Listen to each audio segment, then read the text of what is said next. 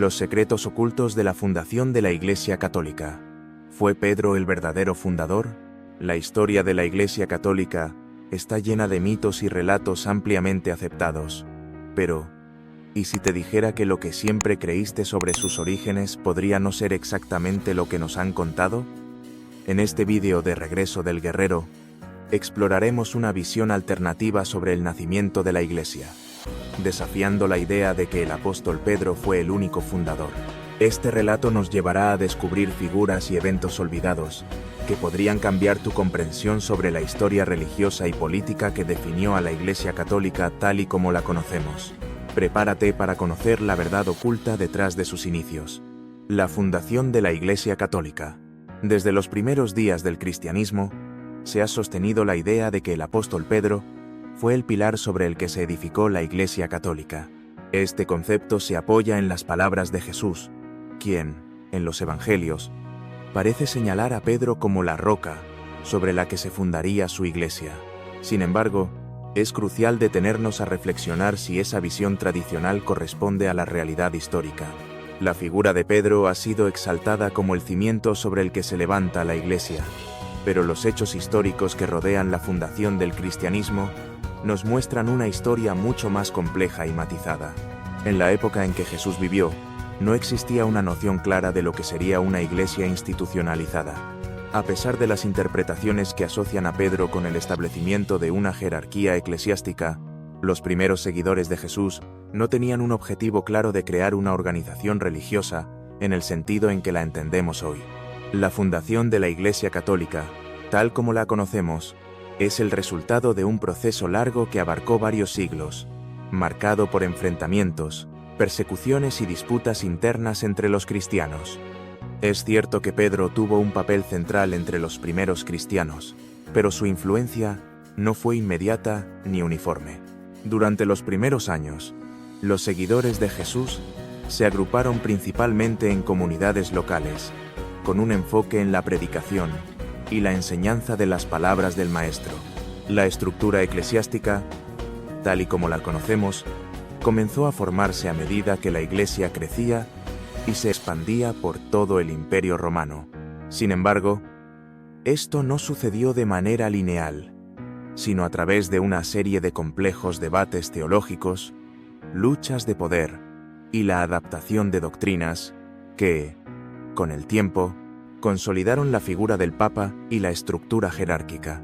La idea de que Pedro fue el fundador de la Iglesia Católica está íntimamente ligada a la interpretación de un pasaje bíblico de Mateo, donde Jesús dice a Pedro: «Tú eres Pedro, y sobre esta roca edificaré mi iglesia».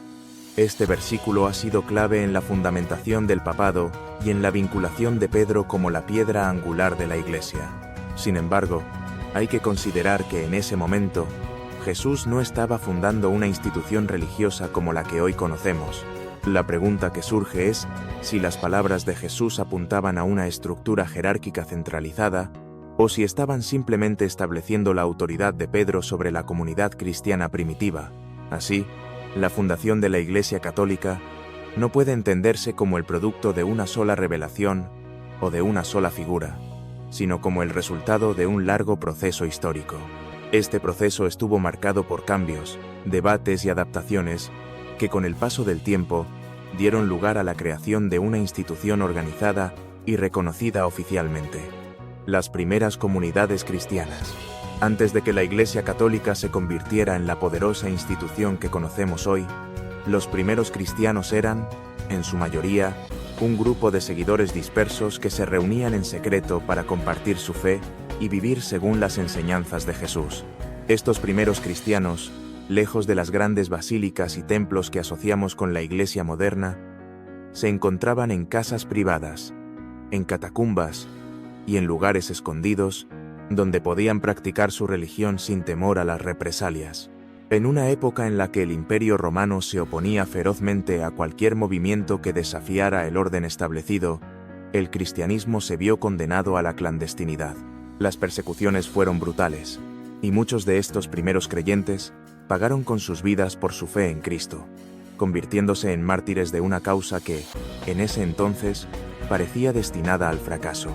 Sin embargo, Lo que comenzó como una pequeña secta judeocristiana, perseguida y acosada, empezó a echar raíces profundas, no solo en las catacumbas, sino también en la vida cotidiana de millones de personas. A medida que el cristianismo se expandía por todo el Imperio Romano, los seguidores de Jesús se enfrentaron a la difícil tarea de mantener viva su fe en medio de la hostilidad y la represión. La fortaleza de los primeros cristianos no radicaba en una estructura institucional, sino en la valentía y la dedicación de hombres y mujeres dispuestos a desafiar las normas religiosas y sociales de su tiempo.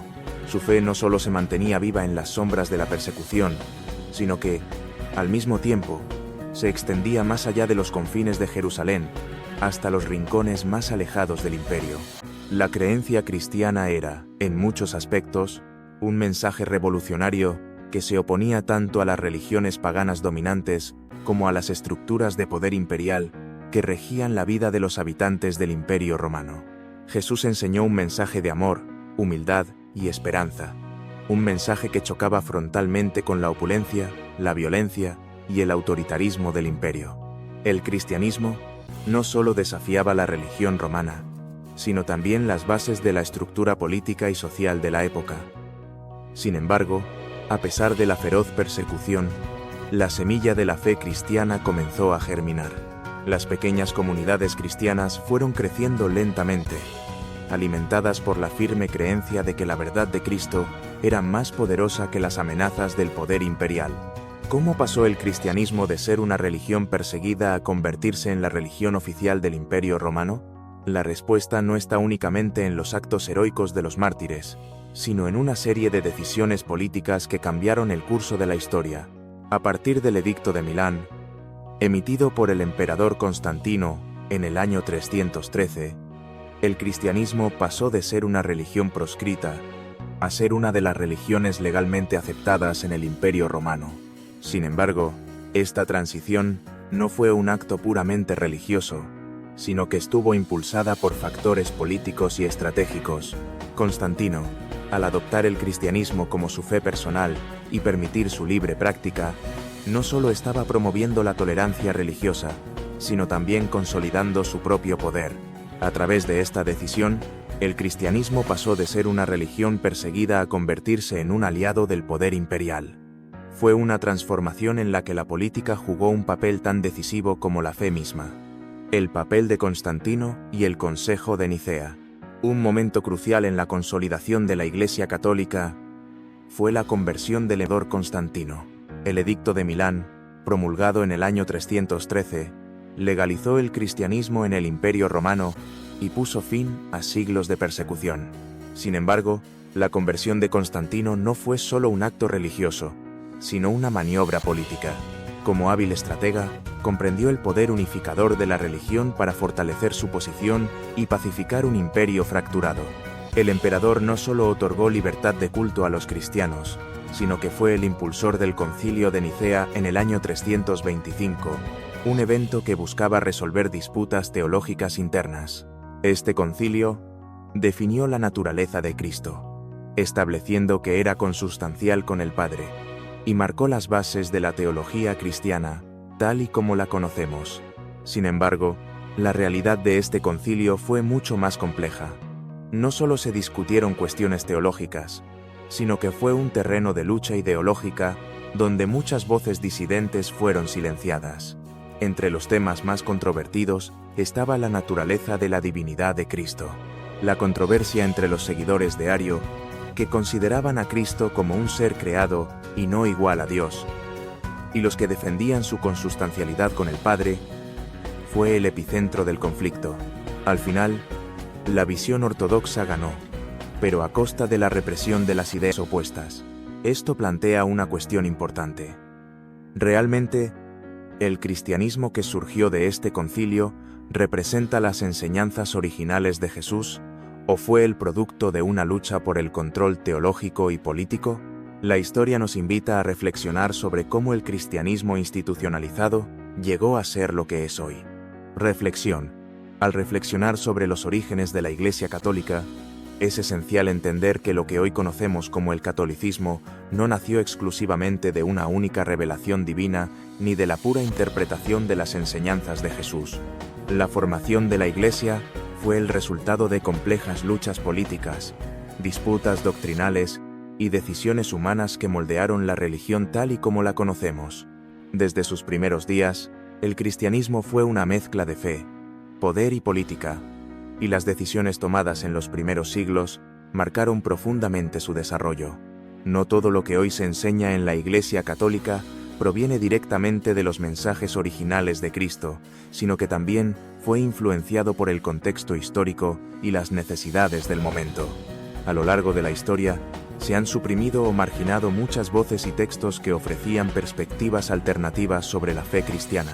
Los evangelios gnósticos, las enseñanzas de las primeras comunidades cristianas y las doctrinas que no coincidían con la visión oficial fueron excluidas del canon. Este proceso de selección y exclusión de ideas ha dejado una huella profunda en la forma en que entendemos el cristianismo hoy en día.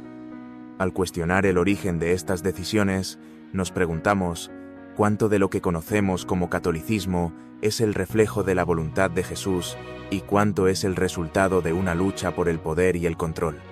La historia del cristianismo está llena de decisiones que no solo definieron la doctrina, sino también la estructura de poder que rige la Iglesia. Estas decisiones, aunque tomadas con la intención de consolidar la unidad, nos dejan con la pregunta de si esa unidad fue lograda a expensas de una visión más plural de la fe. Es importante investigar, reflexionar y cuestionar estos eventos, pues ello nos permite entender mejor las complejidades del cristianismo. Si este tema ha despertado tu curiosidad, te invitamos a seguir explorando estos misterios. Suscríbete a Regreso del Guerrero y acompáñanos en este fascinante viaje.